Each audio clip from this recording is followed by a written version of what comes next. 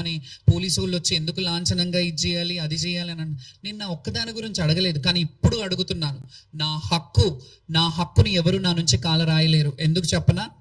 ఇది శ్రీ ఉజ్జయిని మహంకాళి అమ్మవారి దేవస్థానం నుంచి చైర్మన్ గారు, ఫౌండర్ చైర్మన్ గారు, ఎగ్జిక్యూటివ్ ఆఫీసర్ ఈఓ గారు వాళ్ళు ఇచ్చిన సర్టిఫికెట్ నాకు 2021లో. This is the certificate that Lashkar ఆడపడుచు, ఇందులో మీరు చూడొచ్చు, లష్కర్ ఆడపడుచు Shrimati Jogini Shyamala, daughter of Kolipaka Lingaiah, Shrimati Manimma, hails from Jogini family.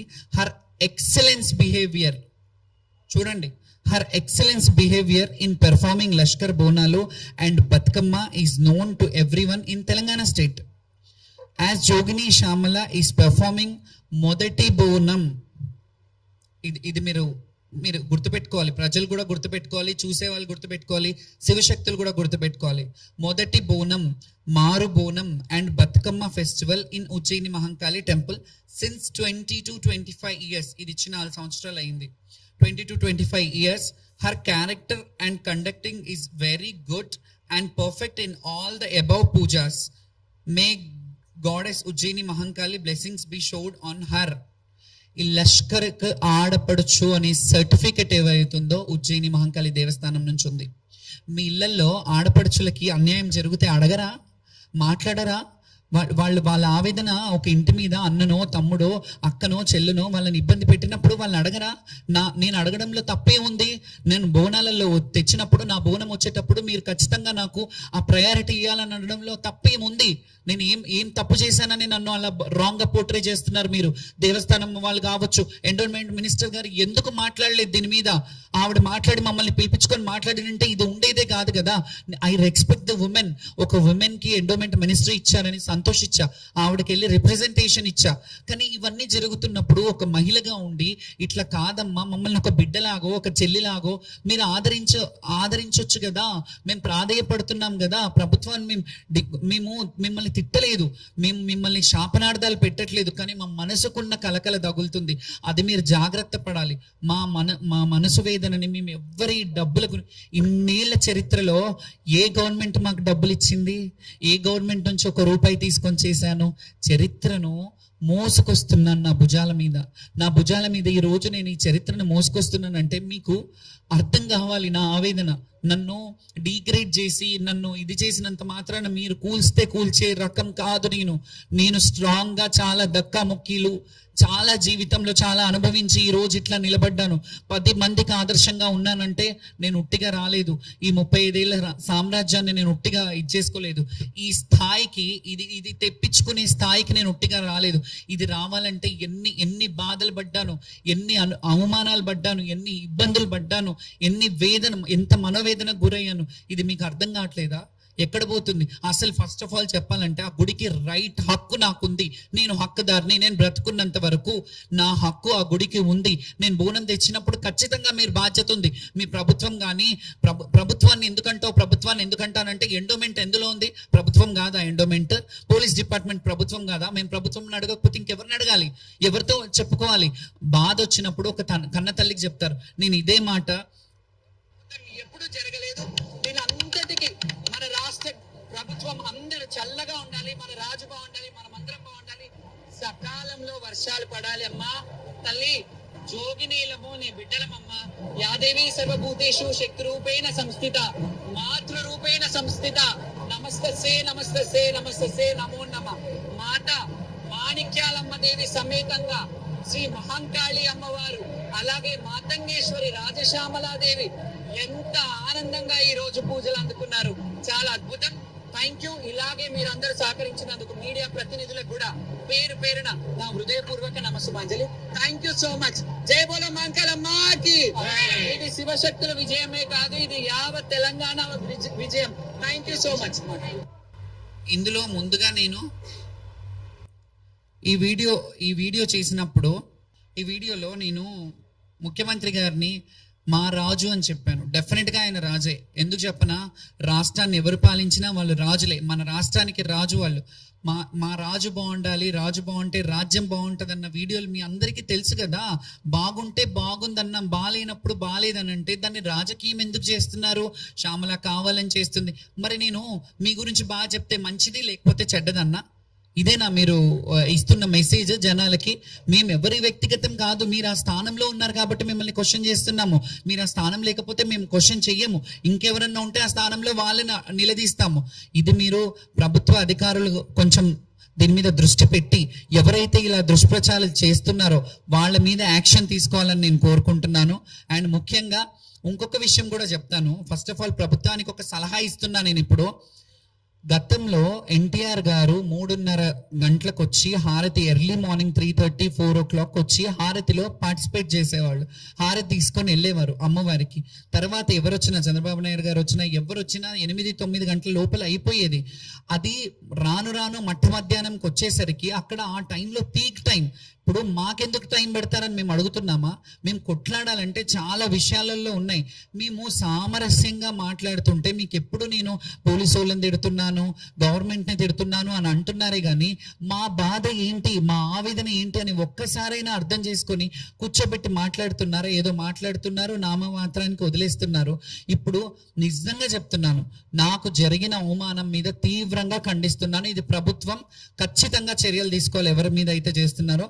దీని మీద ఎవరైతే సోషల్ మీడియాలో నా మీద రాంగ్ ఫాల్స్ అలిగేషన్స్ పెట్టారో, కొంతమంది శివశక్తులు కానీ కొంత సోషల్ మీడియా కానీ, వాళ్ళ మీద సీరియస్ యాక్షన్ తీసుకోవడానికి నేను మా లీగల్ టీమ్ని నుంచి నేను వాళ్ళు మాట్లాడతారు. సాయి కృష్ణ ఆజాద్ గారు. ఏంటండి అది మీరు అడగాలి కదా. ఈవోని క్వశ్చన్ చేయాలి. మీరు రెస్పాండ్ అవ్వాలా, మంత్రి గారు రెస్పాండ్ అవ్వలేదని మీరు అడుగుతున్నారు క్వశ్చన్. అది మీరు వాళ్ళని అడగాలి. వాళ్ళు ఎందుకు రెస్పాండ్ అవ్వట్లేదో మాకు కూడా అర్థం కాలేదు. ఎందుకంటే వాస్తవానికి అక్కడ జరిగిన ఈవో అధికారి ఎవరైతే ఉంటారో వాళ్ళు రెస్పాండ్ అయ్యి ఇలాంటి కాదు అని చెప్పి మమ్మల్ని ఏమైనా మాట్లాడాలి. మాకు మారుబోనం చేపిస్తాను, జోగు బోనాలు చేసుకుంటాం, మేము మాకు అసంతృప్తిగా ఉన్నాము, మళ్ళీ మారుబోనం చేస్తాము, మళ్ళీ అమ్మవారిని సంతోషంగా వేడుకుంటాము, రాష్ట్రం బాగుండాలని చాలా మంది ఏడ్చుకుంటారు పోయారు. ఇది రాష్ట్రానికి మంచిది కాదు అనే మాట నేను చెప్పాను. నిజంగా మంచిది కాదు. ఎందుకంటే మేము నిన్ననో మొన్ననో ఇట్లా పుట్టగొడుగులాగా పుట్టిన వాళ్ళం కాదు. మేము ఎన్నో ఏళ్ళుగా మా జీవితాన్ని దీనికే అంకితం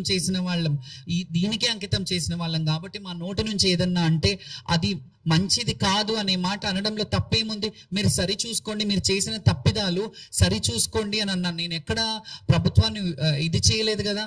మీరు ఎందుకు దాన్ని రాంగ్గా పోర్ట్రే తీసుకుంటున్నారు, రాంగ్గా ఇచ్చేస్తున్నారు? వాళ్ళు సంజాయిషి ఇవ్వాలి. అలాగే మారుబోనం కూడా జోగినీల బోనాలు చేపిస్తాను అని అన్నారు. దాని మీద కూడా ఇప్పటి వరకు అయితే మాట్లాడలేదు. ఎందుకంటే వాళ్ళు ఏమైనా హామీ ఇస్తే బాగుండేది. జస్ట్ మంత్రి గారు వచ్చారు, చెప్పేశారు, వెళ్ళిపోయారు. ఈ సోషల్ మీడియాలో ఇలాంటివన్నీ జరిగాయి. దీన్ని అన్నిటికీ ఖండించాల్సింది ప్రభుత్వమే. ఇక నేను వదిలేస్తున్నాను. ఎందుకంటే నా మీద ఎన్ని వార్తలు రాసుకుంటున్నారు, ఎన్ని చేస్తున్నారో చేసుకుంటున్నారు. కొంతమంది మాత్రమే చేశారు సోషల్ మీడియా, అందరూ అనట్లేదు. నిజంగా కొంతమంది సోషల్ మీడియా వాళ్ళు అక్కడ ఉన్న ప్రతి ఒక్కరిని, ప్రతి మహిళలని, అక్కడ ఉన్న చిన్న బిడ్డలని కానీ, చాలా మంది ఓవర్సీస్ నుంచి వచ్చి, బయట దేశాల నుంచి వచ్చి బోనం తీసుకుంటుంటే ఈసారి వరస్ట్ ఉందంట అని చెప్పారు. వాళ్ళందరినీ కొన్నారు అనే మాట మాట్లాడారు కదా. వాళ్ళందరూ కావాలని చేశారా? కింద బోనం పడిపోయింది, నాకు బిడ్డ పుడితే నేను బోనం తెస్తాను అని చెప్పిన వాళ్ళు యాక్టింగ్ చేశారా? వాళ్ళు యాక్టింగ్ చేస్తున్నట్ట. ప్రపంచంలో దేశంలో మన రాష్ట్రంలో ఇన్ని సమస్యలు ఉన్నాయి వదిలేసి శ్యామల పడిపోయింది, స్పృహ తప్పింది, డ్రామానా అని అంటే మా బాధ మాకు తెలుసు. ఇన్నేళ్ళు సంపాదించుకున్న ఈ అస్తిత్వాన్ని మేము రోడ్డు మీద పడేసుకోవాలని ఎప్పుడు అనుకోము. కొంచెమైనా మాకు సంస్కారం ఉంది, సిగ్గుండాలి అలాంటి మాటలు మాట్లాడే వాళ్ళకి. ఎందుకంటే ఇన్నేళ్ల కష్టాన్ని, ఇన్నేళ్ల జీవితాన్ని ఒక రోడ్డు పాలు అవుతుందని ఎట్లా అనుకుంటున్నారు? నేను అలా చేసుకుంటానని. నేను కింద పడితే డ్రామా ఎట్లయితే, కింద పడడం వల్ల నాకు వచ్చే లాభం ఏంటి? నాకు నష్టమే కదా. నాకు అభిమానులు ఎవరైతే ఉన్నారో వాళ్ళందరూ ఎంత బాధపడ్డారు. 2,60,000 మంది నాకు ఫాలోవర్స్ ఉన్నారు ఇన్స్టాగ్రామ్ లో. ఆ 2,60,000 మంది నన్ను అడగరా? నా అభిమానులు కాదా? వాళ్ళకి ఆన్సర్ ఇచ్చుకోవాల్సిన అవసరం ఉండదా? మీరు ఏది పడితే అది మాట్లాడేస్తే, ఏది పడితే ఇదిలో కొంతమంది సోషల్ మీడియాలో భక్తుల దగ్గరికి వెళ్ళి ఎలాంటి ఇబ్బందులు జరిగాయో అవన్నీ కళ్ళకు కట్టినట్టు చూపించారు.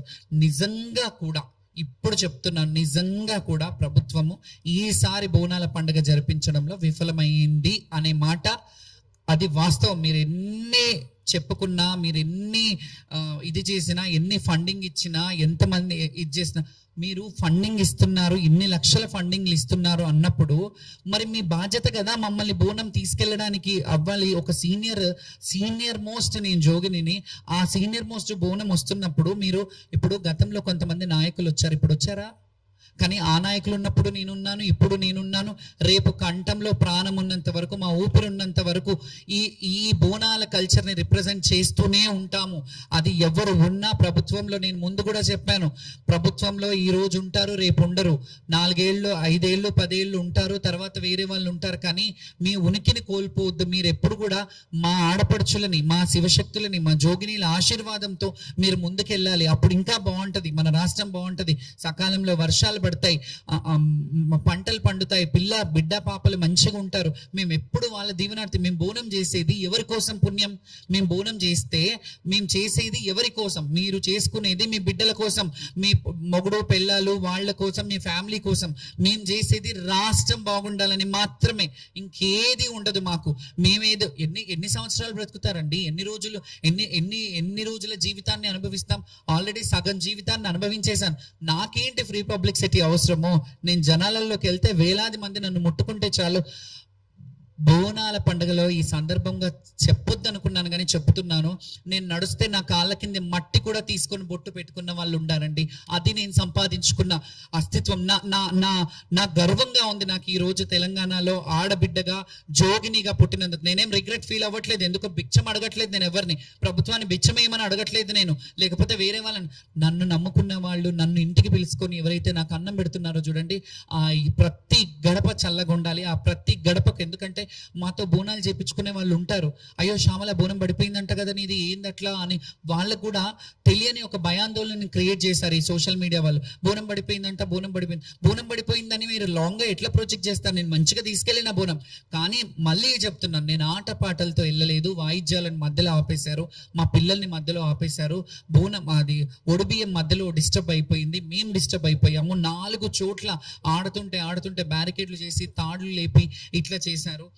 ఇంకొకటి, నేను ఒక్కదాన్ని అని అంటే వేరు, సరే నా బిహాఫ్ కొంతమంది మాట్లాడారు కదా, వాళ్ళ మాటలు చాలా వీడియోలు పెడతాను నేను, చాలా వీడియోలు ఉన్నాయి. ఇది ఒక్కటి నేను అతిగా చేస్తున్నాను. ఇది ఎక్కడికి తీసుకెళ్తున్నారు మన శివశక్తులే మన వాళ్ళని?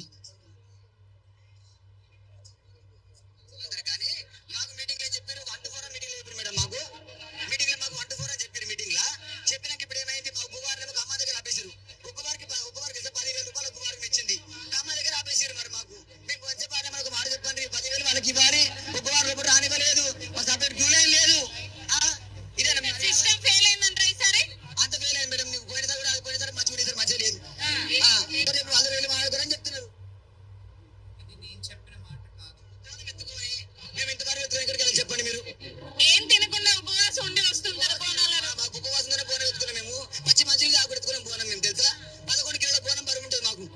మీ బోనం ఎత్తుకుని చూడండి మీరు, ఇంత బరువు ఎత్తుకుని ఇంత బాగుపడాలి మీరు. మంచి బోనం ఎత్తుకున్నాడు. పోలీసు వాళ్ళు మిమ్మల్ని సెపరేట్ పంపిస్తా అంటున్నారు కదా? పంపించలేదమ్మా పోలీసు వాళ్ళు. మీకు ఎవరు చెప్పారు మీటింగ్ లో? పోయి వాళ్ళు అనుకుని చెప్తారు వాళ్ళు, ఎవరు అడగాలి మరి? బోనం వాళ్ళు ఎత్తుకుని వాళ్ళు చెప్తారు వాళ్ళు, ఈ బోనం ఏమని చెప్తే వాళ్ళని ఎవరైనా కానీ ఒక 10 నిమిషాలు బోనం ఎవరు ఎత్తుకోలేదు మా బోనం.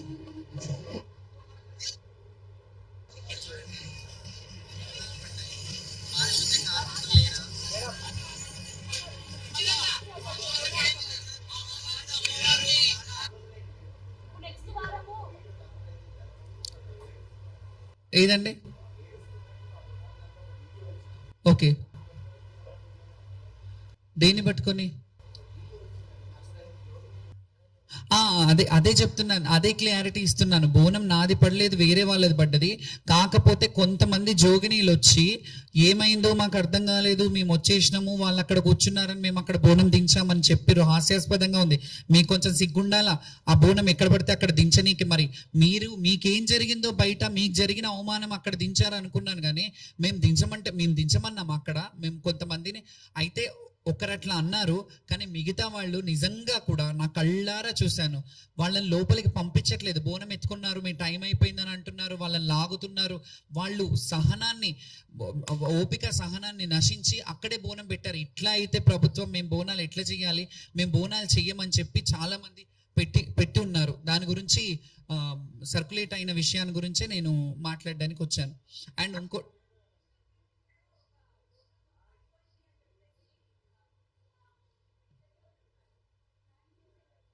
అది ఆవిడ చెప్తే బాగుంటుంది. బోనాలు వచ్చారు. ఆ రోజు కాదు గతంలో.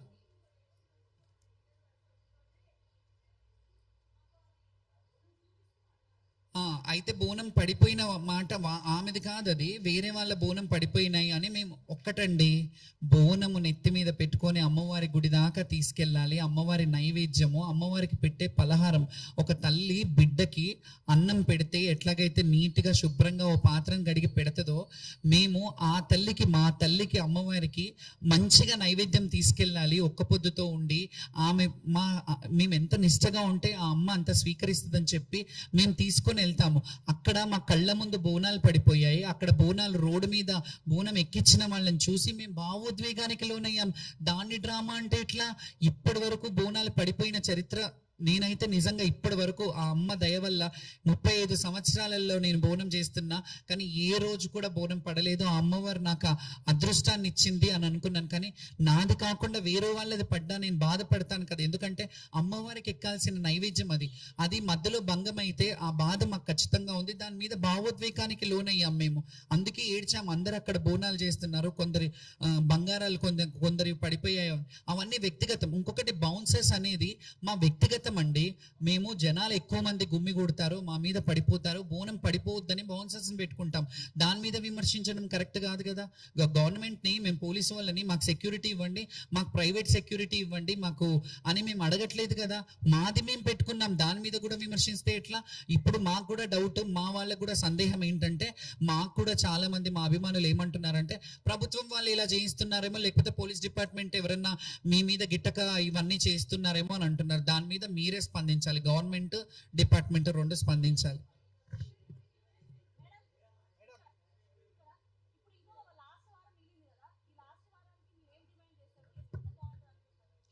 లాస్ట్ వారంకి ఒకటేనమ్మా, ఇట్లా చేస్తే మాత్రం ఇంకా మేము బోనాలు చేయడం మనుగడ కనుమరుగైపోతుంది. శివశక్తులు బోనాలు మీరు ఇన్ని కోట్లు ఇచ్చి, ఇన్ని కోట్లు మేము ఖర్చు పెడుతున్నామని చెప్పి ఎవరైతే రిప్రజెంటేషన్ చేస్తున్నారో వాళ్ళ చేతులే నరికేసి వాళ్ళ కాళ్ళే విరిచేస్తే ఇంకా ముందు కొనసాగడం చాలా కష్టం అవుతుంది. శివశక్తులు జోగినీలు కూడా ఆలోచించుకుంటారు. ఇక మీద కూడా అక్కడ కాకుండా వాళ్ళు ఏం ప్రభుత్వం చర్యలు తీసుకుంటారో తెలియదు. ఈ 2 రోజులే ఉంది, ఇప్పటి వరకైతే ఏం మాట్లాడలేదు. మారుబోనం చేస్తానన్నారు, దాని గురించి కూడా ప్రభుత్వం వాళ్ళు మాట్లాడలేదు.